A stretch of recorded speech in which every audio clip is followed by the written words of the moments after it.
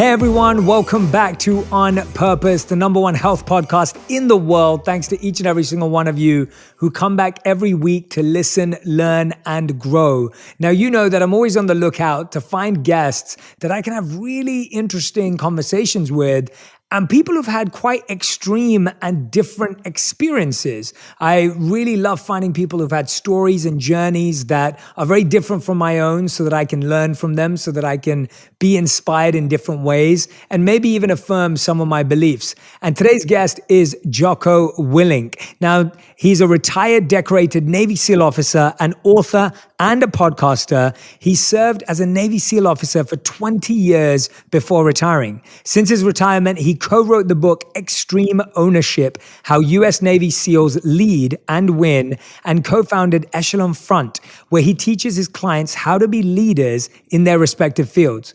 Jocko also has his own podcast called Leadership and Discipline, where he talks about his approach to business, relationships, and life. Jocko, welcome to the podcast, and thanks so much for your time. Hey, thanks for having me. Appreciate it. Yeah, absolutely. I've been looking forward to this conversation. I've watched a lot of your interviews with some of my friends, seen a lot on YouTube, and I'm fascinated because I love how you're bringing really deep truths and difficult breakthroughs into the world of work, into the world of the mainstream life that we live today. And my first question to ask you is, what is the most difficult thing you think you've ever done, mentally or physically?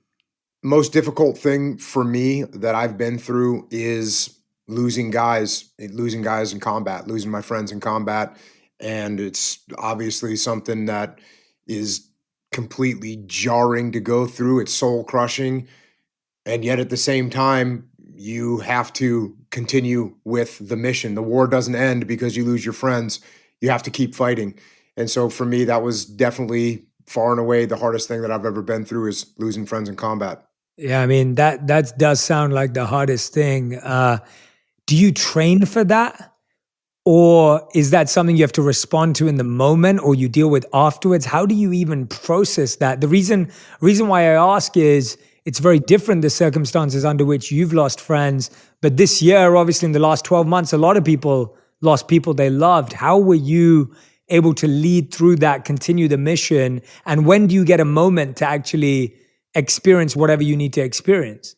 Well, so what's interesting about that, I lost my first guy in combat, Mark Lee, in 2006. And at that time, for the SEAL team that I was at, there hadn't been any SEALs killed in action actually I was at SEAL Team 3, and SEAL Team 3 wasn't around during the Vietnam War. So there had never been a SEAL killed in action.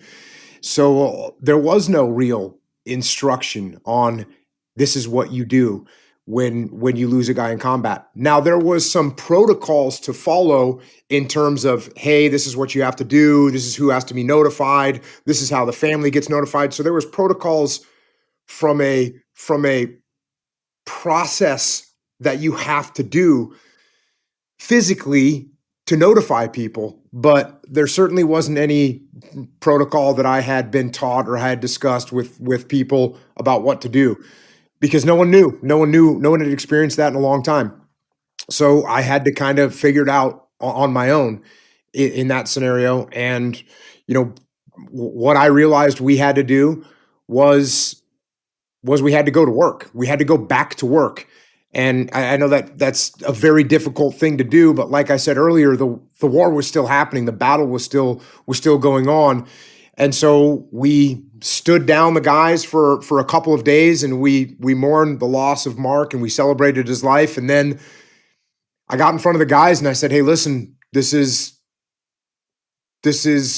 what we need to do. What we need to do is get our gear back on, lock and load our weapons, and we need to go out and execute the mission, which is exactly what Mark would want us to do if he could talk to us right now. And that's what we did. Now, clearly it takes a little more time than a couple days to process the loss of one of your brothers and of one of your friends. And I would say that happened months later when I finally got back to America and had time to grieve properly. But that's the most difficult thing I've been through, and that's kind of the process that I took to get through it. Thank you, man. Thank you for sharing that. And I'm glad I asked you that question because I didn't know, I had no idea what to expect when I asked you that. And that answer was really, really useful. And I think for anyone who hears it will be moved by it and touched by it for sure. When you're leading in such an extreme environment, when you have to lead your team through that, when you have to lead the other SEALs through something like that, now when you're teaching leadership, when people are not going through the same extreme things you've gone, how do you manage yourself from a compassion and empathy standpoint or a feeling standpoint of understanding people's problems, but realizing that you've gone through things that people can't even imagine?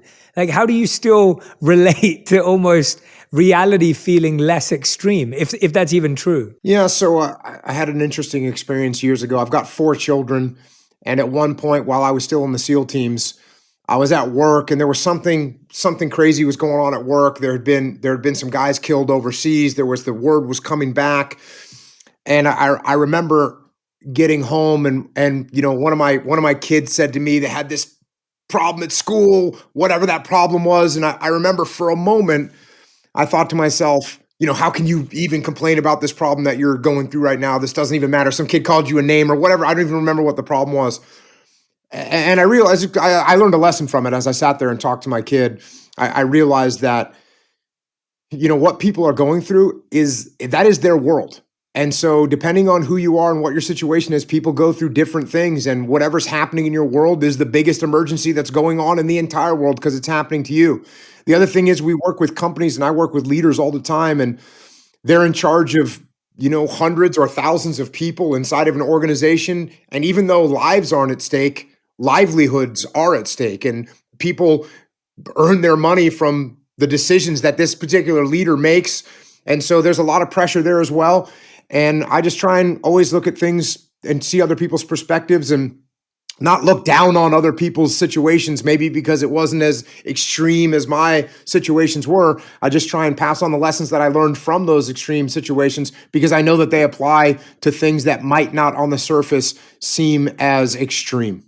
Yeah, I love how children are always the softeners and the ones that make us realize how everyone has their own pain and their own suffering. Tell me, Jocko, were you always, since you joined the SEALs, because you joined at a very young age, if I'm not mistaken, were you always a natural leader? Did you see yourself as that, or was that something that you became through the experiences you had? Because obviously there's always this argument of, are you born a leader or do you become a leader? But I want to know about you. Did you always feel like you had that natural instinct? I'd say I had a pretty decent proclivity for leadership. And, the argument of whether you're born a leader or whether you're made a leader, the answer is absolutely both. And in my later years teaching the young SEALs, you could see some people are going to have some pretty good natural characteristics that are very nice to have for leadership. Some of them would be lacking some of those. And the fact of the matter is most of the characteristics that, first of all, no one is born with every perfect characteristic for leadership. That doesn't happen.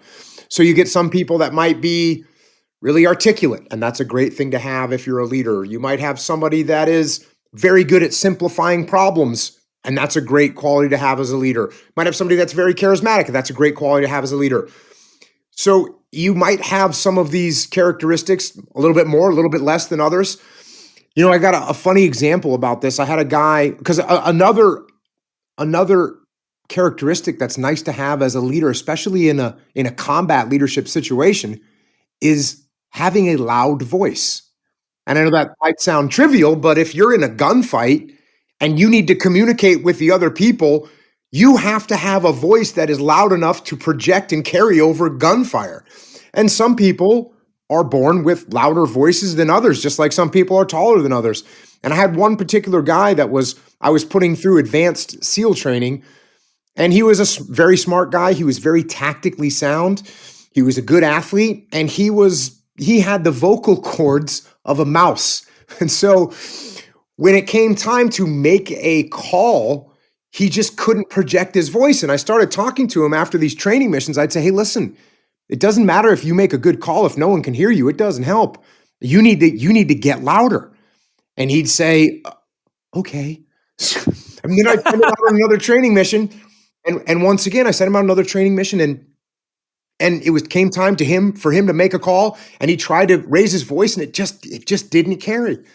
And this went on for a few of these training operations. And finally I said, hey, listen, I hate to say this, but if you can't project your voice, you're gonna have problems. I don't even know if you can do this job. And he, had a very grave look on his face. He was worried. And then I sent him out on another training mission.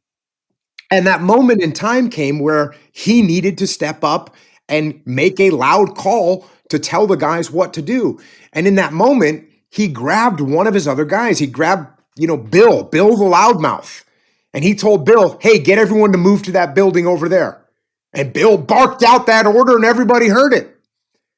And I realized that he did what he needed to do. He complemented the weakness of his own capabilities with someone on his team that had a very loud voice. And that's what we need to do as leaders. You're not going to be perfect in every category. So when you have an area that you're weak, maybe you're not very articulate. And I say, hey, Jay, why don't you talk to the guys and explain to them what we're doing, because you're more articulate than I am. That's perfectly fine. Or I say, hey, Jay, can you take a look at this problem? I'm seeing all kinds of options, and I know you have a good way of simplifying things. Can you take a look at it and simplify it for me? And there's nothing wrong with that. So we all are born with some natural leadership capabilities, and most of them we can improve. I mean, let's face it, if you're not very articulate, then you should write and you should read and you should practice speaking, and you'll become more articulate. If you're not very good at simplifying things, you can start to address problems in a more simplified way and really make that your goal, and you can improve in that. If you got some skills that are a little bit harder to improve upon, like how loud your voice is, and I was very lucky to have been born with a loud voice. It's genetic, and well, it's lucky until you have 4 kids, and then that genetic loudness can be a little bit hard on your ears. But what you need to do as a leader is first of all, work on your own skills, get as good as you can at the various categories, and then when you have areas of weakness, it's okay. Be humble enough to build a team that complements your leadership weaknesses so you can become a solid leadership team. Great advice. Really, really great advice. And that story or that moment in time is a brilliant example for what you just shared with us. So thank you for sharing that. And one of the things that hit me when you were giving that example is this decisiveness, the need to make decisions in really high pressure moments. Today, a lot of people have challenges with procrastination, overthinking, boredom. And we see these conversations going round and round, whether it's on Twitter or whether it's inside an organization, or whether it's someone sitting on their couch and they're procrastinating and they're overthinking. Seeing as you've come from a place where I don't know if you had any time to overthink or even a moment to procrastinate, how would you advise people in leadership or anyone who's listening or watching this podcast to work through procrastination and overthinking? Okay, so there's really 2 components that I would address here. The first one is straightforward. Look, if you're saying, okay, hey, when my alarm clock goes off in the morning, I hit the snooze button 3 or 4 times, and then I finally get out of bed and I brush my teeth for 20 minutes because I don't want to start my day. I don't want to go face that hard workout. And that kind of procrastination, that kind of overthinking and having a debate in your own head and saying, well, I did work out yesterday and I'm kind of sore from that. So maybe you're rationalizing. In those situations, I just turn my brain off and I do what I'm supposed to do. I rely on discipline. I'm going to do what I'm supposed to do. I'm going to make things happen immediately. I know that hesitation is going to bring me regret in 2 or 3 hours when I realize I wasted my morning doing something that I shouldn't have been doing. So from that component, turn off your brain and go do what you're supposed to do. That's what you need to do to overcome that procrastination. Now, when it comes to decision making, I was actually had a reputation in the SEAL teams of being very decisive, of making decisions very quickly. But quite frankly, I kind of cheated. I had a method to cheat when it came to making decisions. And the method was, instead of looking at a scenario and making a big giant decision about what to do, I would make a guess on to which direction I thought we should go. And then I would make a very small decision and make a very small step in the direction that I guessed was correct.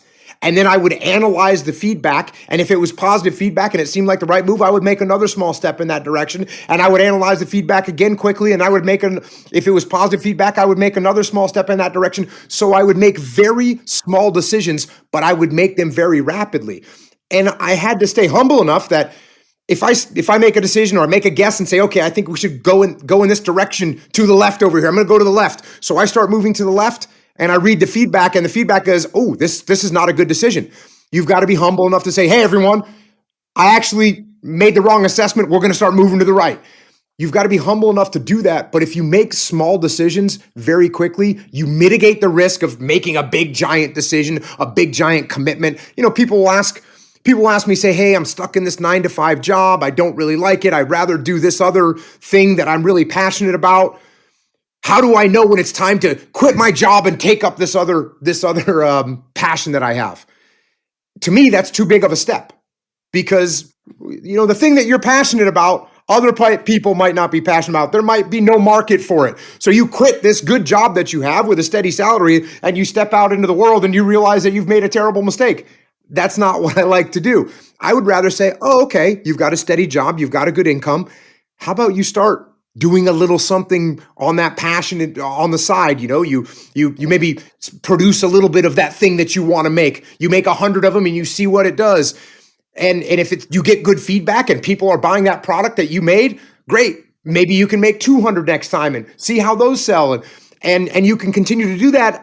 And you make these slow steps, and eventually you can look around and say, wait a second, got a great income coming from my passion. I can go ahead and step away from my 9-to-5 job that I didn't really care for.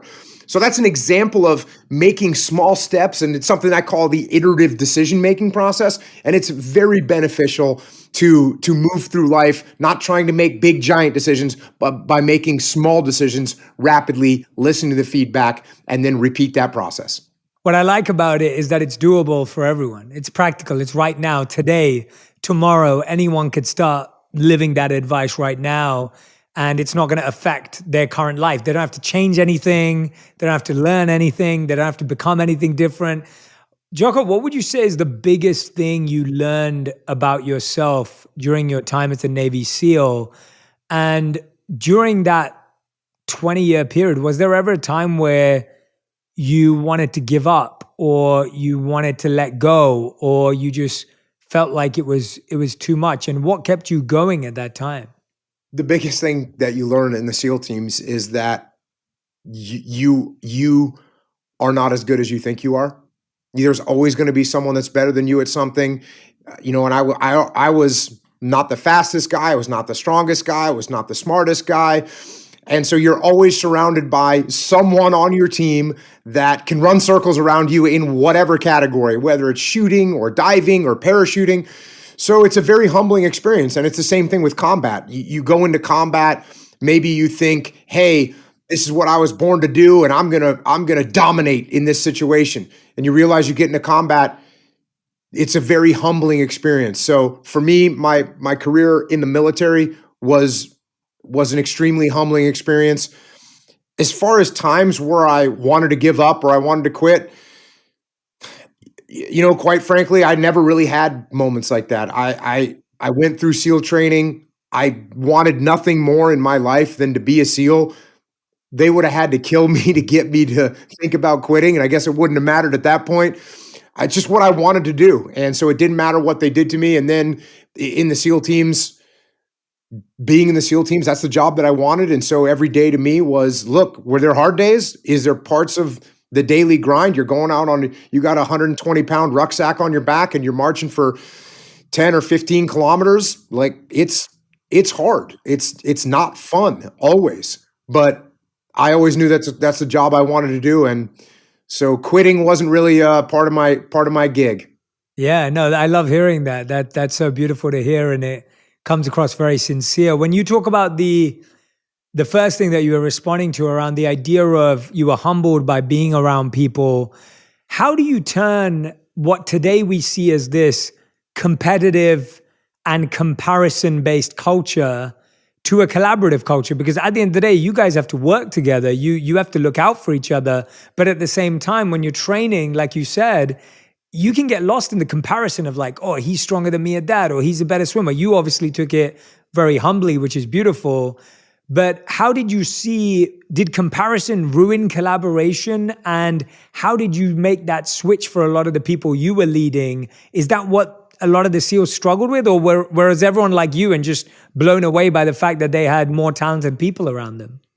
I would love to tell you that everyone had the open mind and are able to put their ego in check, but that's certainly not always the case. It's not always the case in the SEAL teams. I work with companies all the time and teams, and it's not always the case in any organization. No, it isn't. And unfortunately, it is the downfall for people, and it can be the downfall for teams. And I was very, very fortunate. I was in a SEAL platoon. It was my second SEAL platoon. So I was, 20 something, very, very young, 22, maybe 22 years old.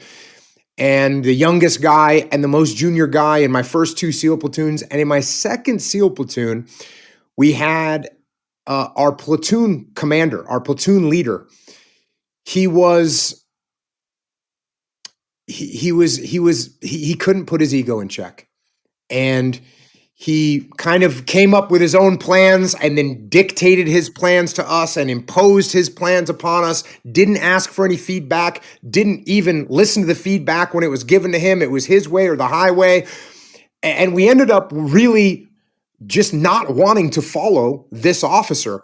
And it actually ended up that we had a mutiny with this officer. We had a mutiny, and the troops, us young SEALs, went to his boss and said, we don't want to work for this guy. He doesn't take our input. He doesn't listen to anybody else. He's arrogant, and we don't want to work for him. And luckily, our commanding officer, the guy that was overall in charge, actually got rid of that platoon commander. Now, when that happened, that's basically a mutiny, right? It's basically a mutiny. And I'm not sure if you know this, but mutinies are not very well looked upon in the military. As a matter of fact, the punishment for a mutiny is death. They execute you. Wow. Now, look, this was the 90s. We weren't going to get executed, but it is a serious thing to have happen. And so they put a replacement officer in charge of our platoon. And when I heard about this replacement officer was a guy who was kind of a legendary SEAL at the time. He had risen up through the ranks. He had been stationed at all the different types of SEAL teams. He had combat experience at a time when not too many people had combat experience. So he was this like legendary SEAL. And when I heard that he was coming to take charge of our platoon, I thought to myself, okay, they're taking this guy and they're putting him in here to straighten out these mutineers. And we better brace for impact with this guy. So we're sitting in the platoon space and I see this guy for the first time, this legendary SEAL. And well, I was a little bit taken aback because first of all, he was probably 155 pounds. He was probably 5'6" at the most. So he's this small guy. And then on top of that, he was like the oldest person I'd ever seen in my life because he was probably about 36 or 37 years old. And of course, I'm only 20 whatever. And we're looking at him like he's an old man. And I'm thinking to myself, how is this little old man how is this the legendary guy? And he comes into our platoon space and he says something along the lines of, hey, gents, it's really nice to meet you all, and I'm really looking forward to working with all of you. And so right there, I knew that there was something different. He didn't say, hey, I'm taking over. I'm now in charge. You're my men. I'm the commander. He didn't say any of that, which is what we were used to from the previous commander. He said, I'm looking forward to working with you guys.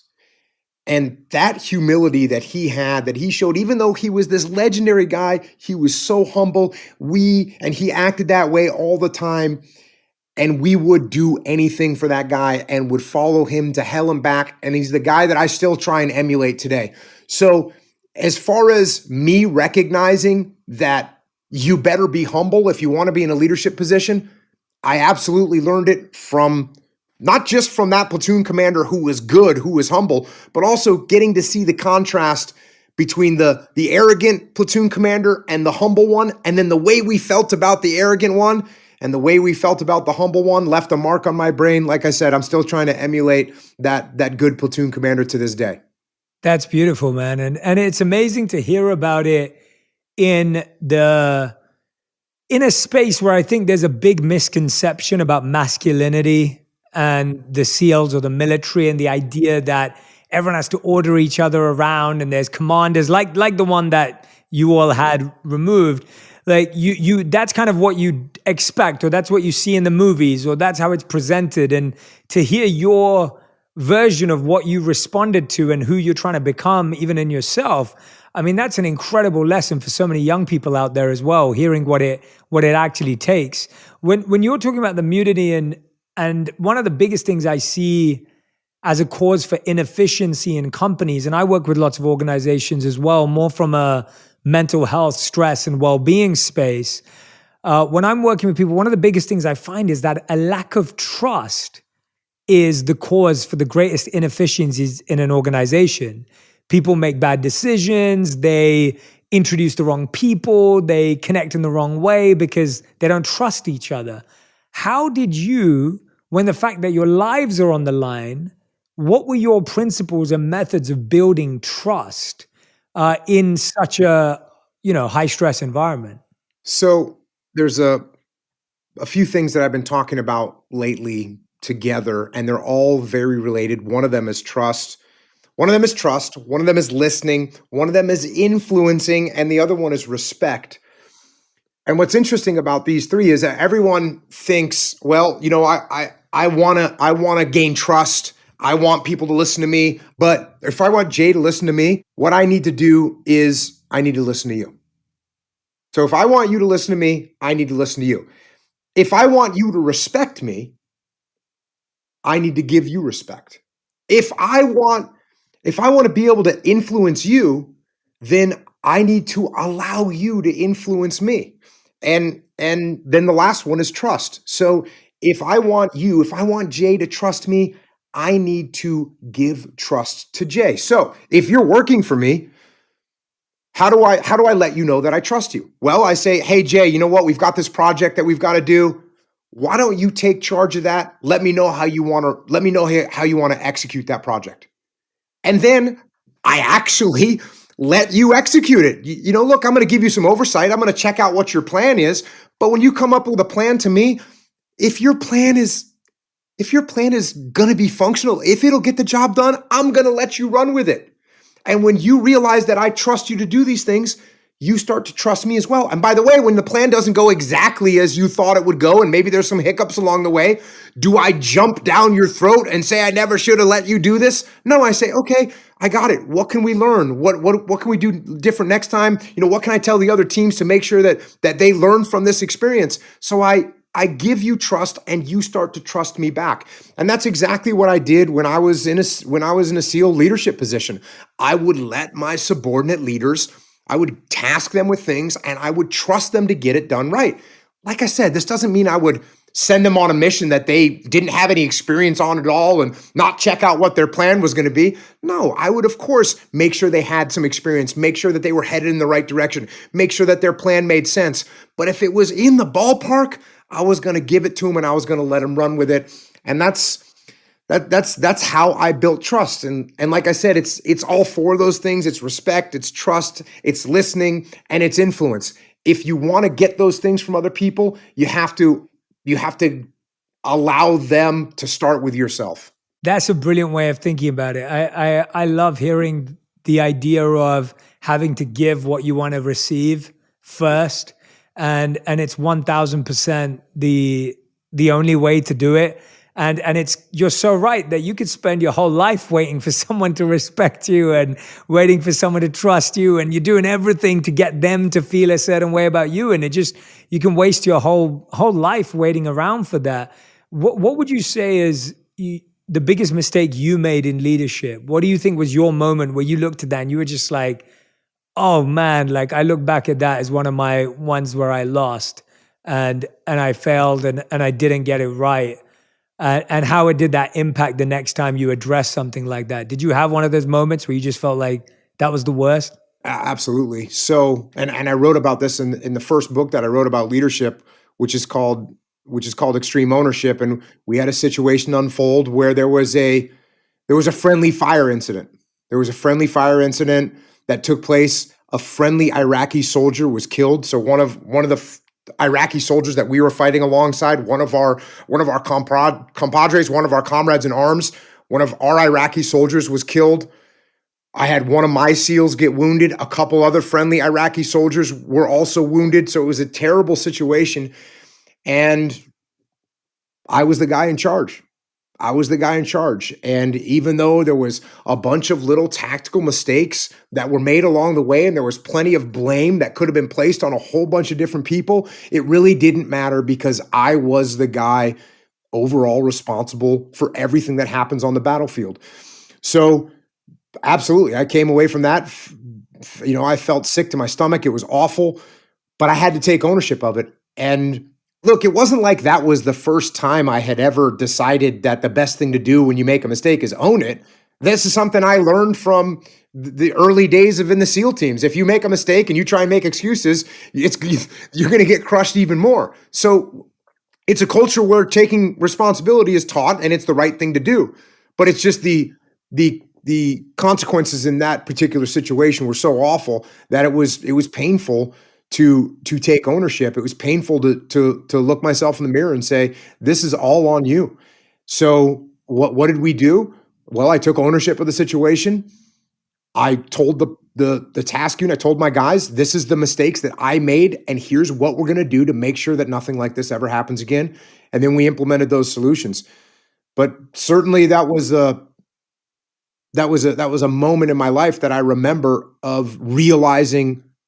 You said something in your introduction. It was like a confirmation of something that I had already known, but it was such a heavy confirmation that was the right thing to do. When you make a mistake, you take ownership of it, you get that problem, you figure out what a solution is, and you get that problem solved. And that's on us as a leader. And so often, because of our egos, we feel like the right move is to blame someone else and point fingers, and that just does not work. It makes you look horrible as a leader. It makes the problem not get solved, and you lose the respect of everyone around you, and therefore the team can't do its job anymore. You fail the mission. I mean, that sounds like another, intense experience. And, you're practicing extreme ownership in these really intense experiences. I know you've shared this before, but for our audience, explain extreme ownership, but with this lens of a lot of people today, if they try and take ownership, they end up destroying their own self-esteem or holding themselves back. Whereas the way you describe extreme ownership is that actually it propels you forward and pushes you forward. With that skew, explain to our audience extreme ownership and how you're able to do that with it rather than just beat yourself up. Yeah. So let's take a workplace environment, and I'm working for Jay, and Jay's my boss, and I'm up for promotion, and I'm hoping I get promoted, and the promotion board comes out, and it turns out I don't get promoted. Fred gets promoted instead. Now, what am I going to do? How am I going to handle this?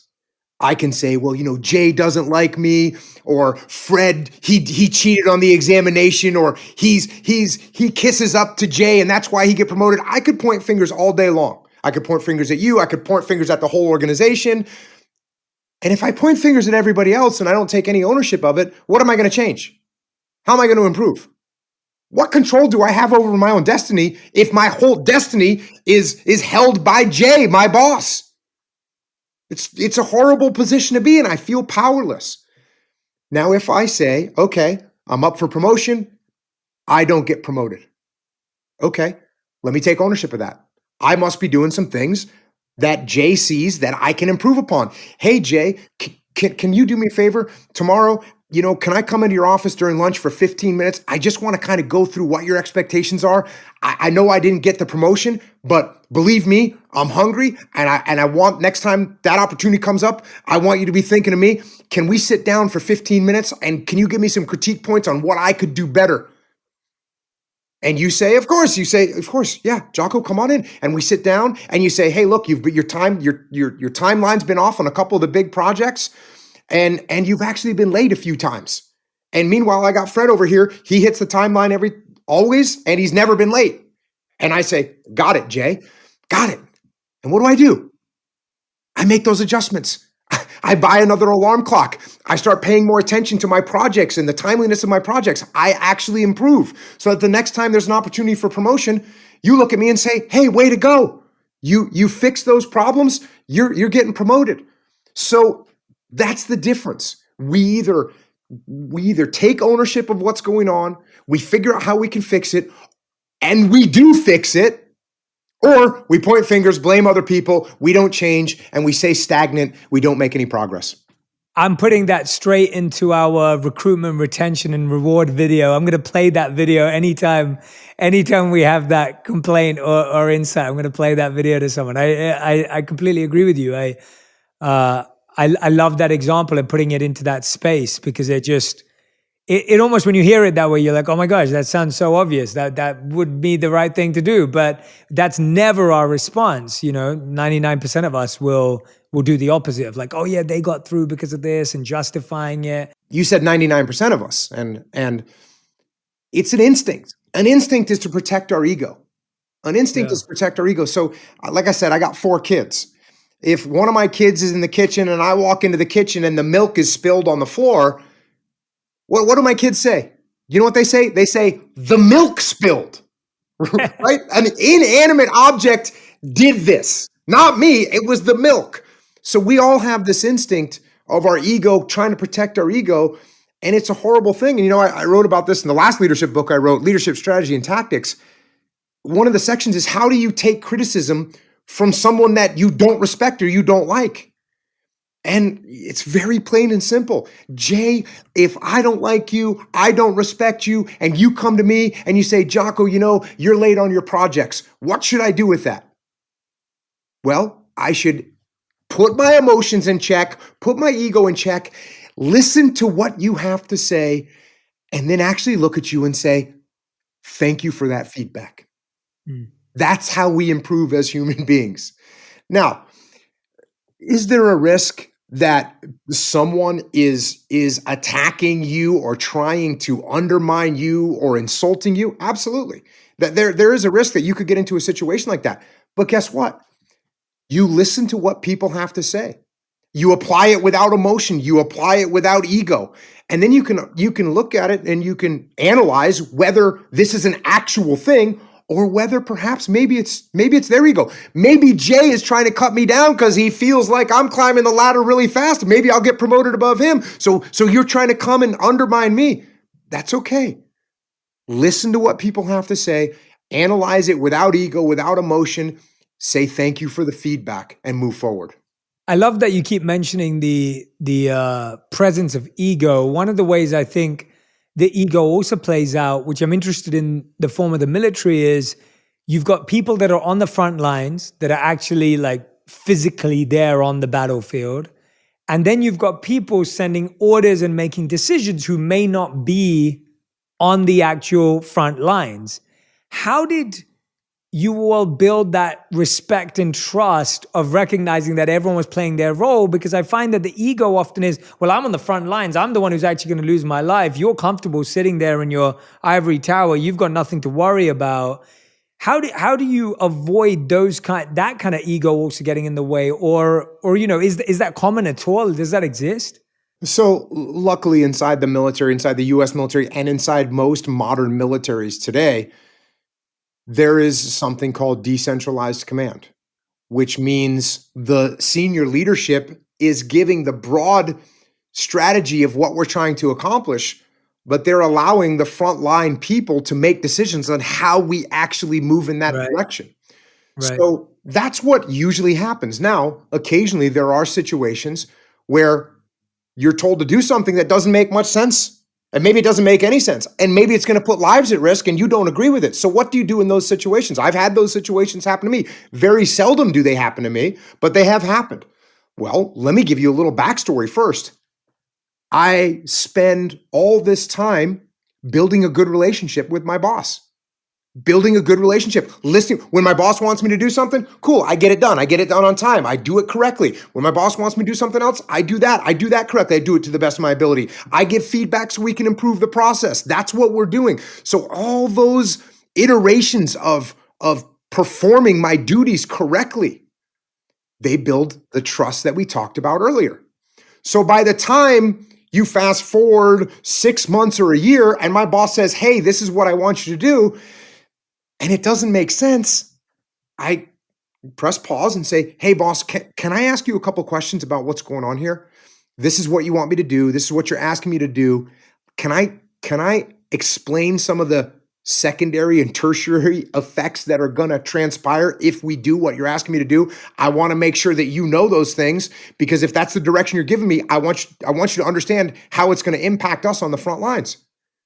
And 100% of the time, when I explain things up to the chain of command to my bosses, they said, oh, okay, well, I didn't think of that, or I didn't know about that. Thank you for telling me. Because by the way, if my boss doesn't know what the impact is going to be for me, whose fault is that? It's my fault, because I haven't built a good enough relationship with them. I haven't explained to them what's going on. I haven't given them the clarification of those impacts in the first place. So developing a good relationship up and down the chain of command, because by the way, I want to make sure that I have a relationship with the people below me in the chain of command so they can tell me the negative impacts of what we're being directed to do. And then I've got to build that relationship up the chain so I can pass those forward. So if we build good relationships, and as you mentioned earlier, if we can build trust up and down the chain of command, we don't really have these issues. And like I said, I got a couple times in my career where I was told that we were going to do something a certain way.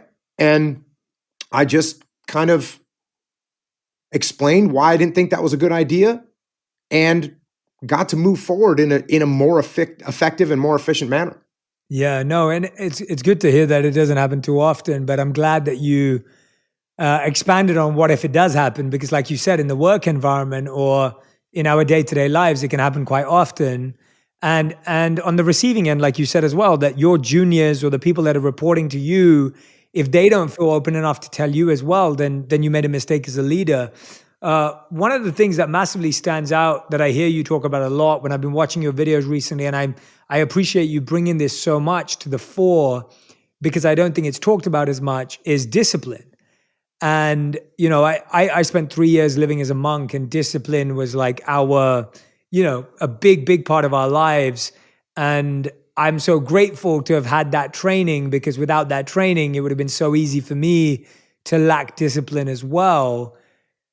When you talk about discipline, how many people listen to you and go, Jocko, yeah, you're a Navy SEAL, we get it, but like discipline, I just find discipline is so unpopular today, because it's not the sexiest thing to talk about. It's not the easiest thing to get people to do. When people are struggling with self-discipline, where do you start? Where does someone start when they haven't had that training that you've had? I think like many other taskings and missions that we get in life, we have to understand why we're doing what we're doing. The book I wrote about this is called Discipline Equals Freedom. So you have to understand why you're implementing this discipline in your life. Why are you implementing discipline in your life? It's because you want to reach a level of freedom. And that's what discipline gives you.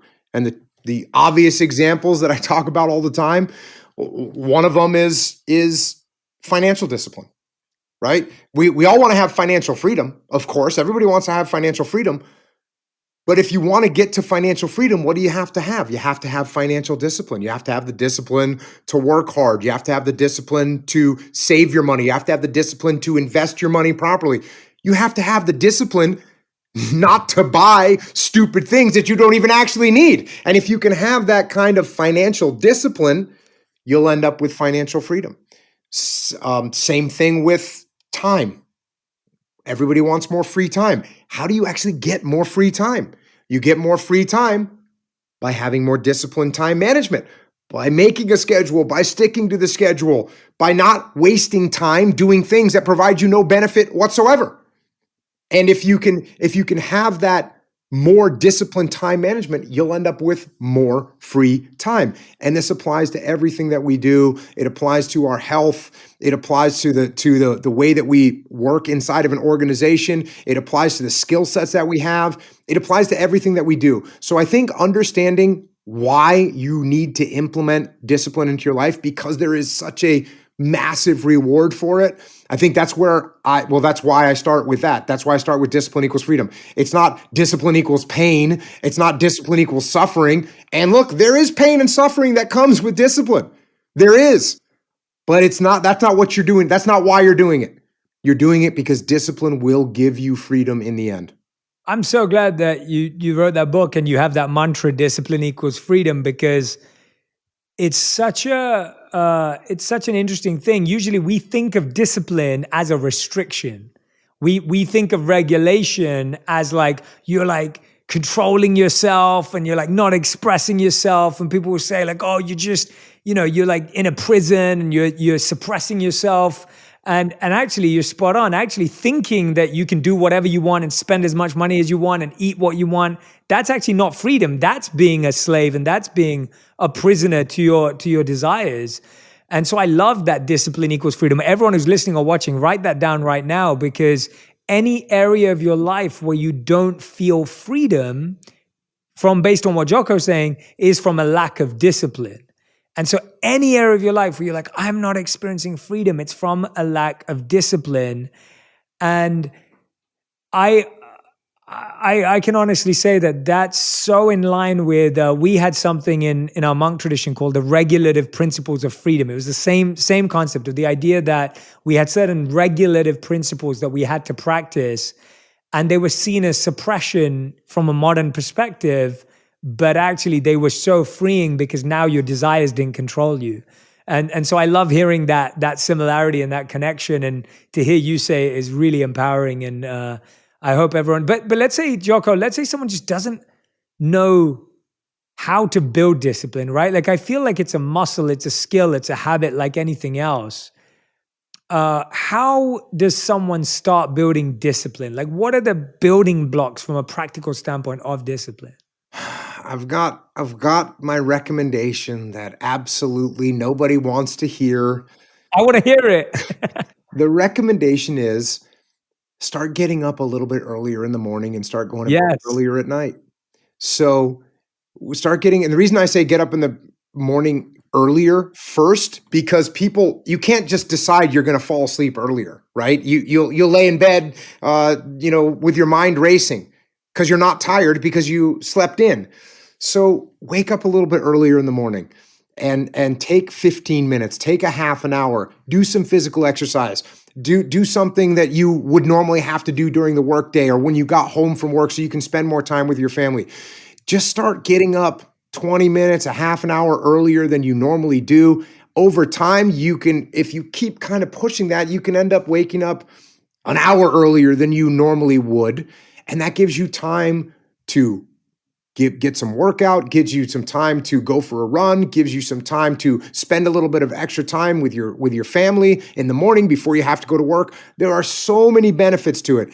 And what do you lose on the other end? At nighttime, instead of looking at social media for an extra hour, you'll be asleep. And it's a beneficial thing. So I would say set that alarm clock a little bit earlier. When you wake up in the morning, go and do some exercise, 15 minutes, 20 minutes, an hour, whatever you can fit in to start with. And I think that is a great place to start building discipline.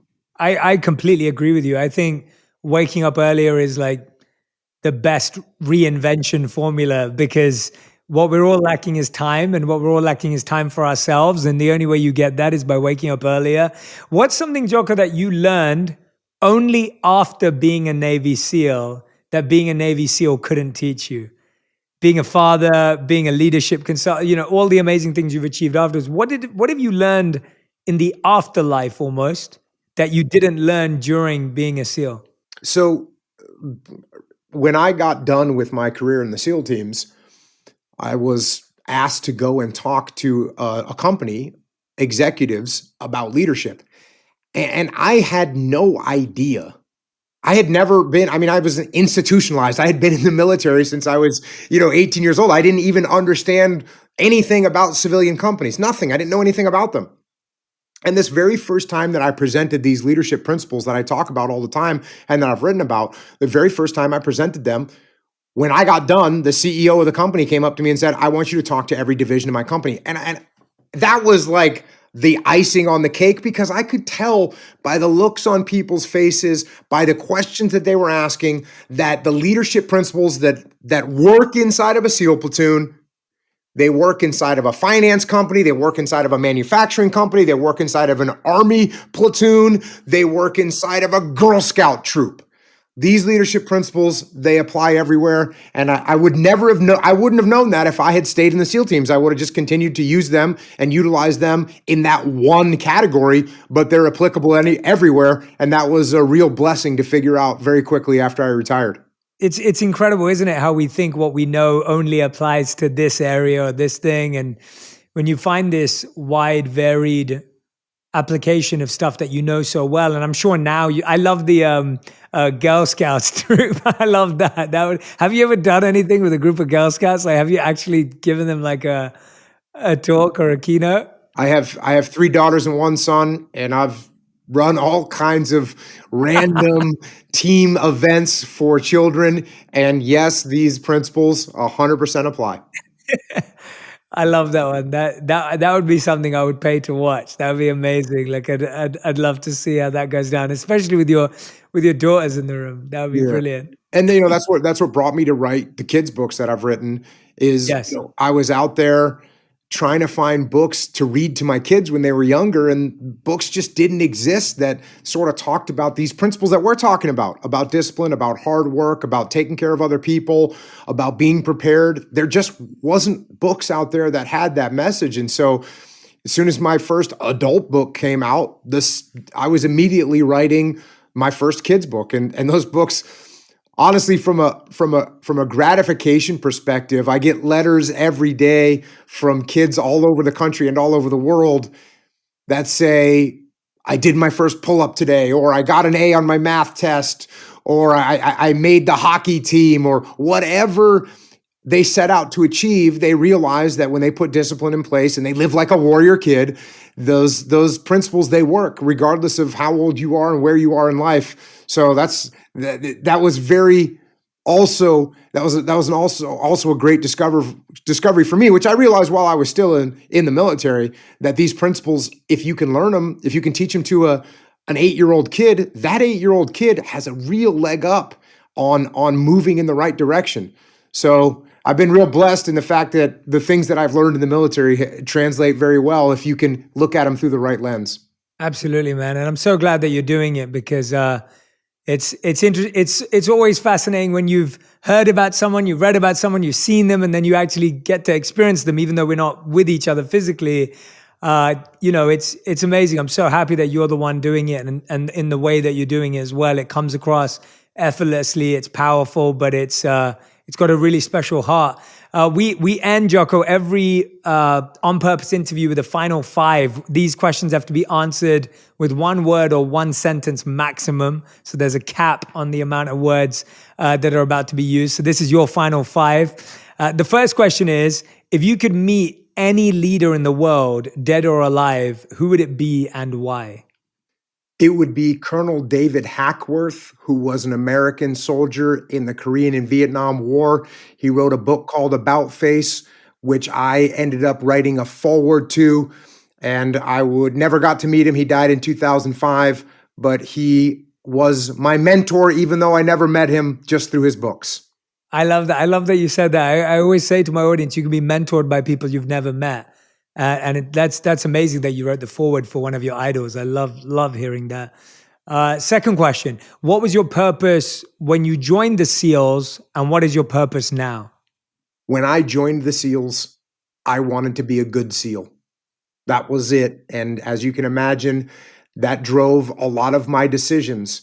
And what I realized about the definition of a good SEAL, when you really break it down, what makes a good SEAL is a good SEAL looks after and takes care of his teammates. And What am I doing now? What's my purpose now? It's the same thing. I'm trying to help people as much as I can, pass on the lessons that I've learned so that they don't have to learn them the hard way like I did. Yeah, I love that. All right, question number 3. What's one thing that you think people value that you don't value? I think there's a lot of things that people value that I don't value. I guess one thing is, I'll make it real easy. Watches. I wear a $30 Timex watch, and I see you post it all the time. sometimes people comment, "Why don't you buy a nicer watch?" This watch is functional. It does what I need it to do. And so if you're walking around with a $1,000 watch on, you might think it's cool. I don't really care. We'll get a good shot of it. This is on Jocko's Instagram page. Go follow Jocko Willink on Instagram. Okay, question number 4. What's the best piece of advice you ever received? When I got to SEAL Team 1, the Master Chief that was in charge, so the senior enlisted guy, told us, show up on time, don't forget anything, keep your mouth shut, and keep your ears open. And especially the part about keeping your mouth shut and keeping your ears open. Listening is the most underrated skill in leadership, and as a human, you should listen a vast majority of the time. So I think that's great advice. That is. And 5th and final question. If you could create one law in the world that everyone had to follow, what would it be? Be good to your neighbor. That's a good law. There's lots of people been trying to teach that, lots of important people. I'm glad you're adding it on and sharing it forward. Everyone, Jocko Willink, make sure you go and follow Jocko on Instagram. Check out his many books, as he spoke about his children's books, his adult books. Please go and grab a copy of what resonates with you. Jocko has an amazing podcast as well that you can go and listen to. All of the links will be in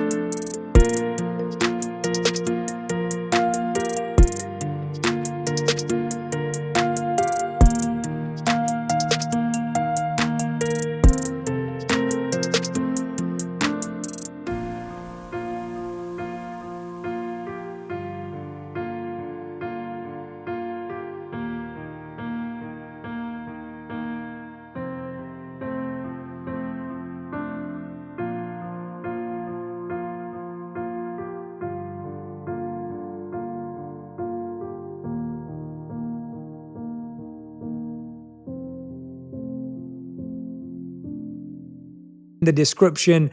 Jocko, we need to do a part 2. This was too good, man. I love spending this time with you. Next time we got to be in the same room to feel your energy. But honestly, this has been such a joy. I learned so much today, and have an even deeper appreciation for you as a person and what you're doing in the world. So thank you for taking out the time to be on Purpose. And I hope we get to meet soon. Thanks, Jay. Yeah, I know we're not located.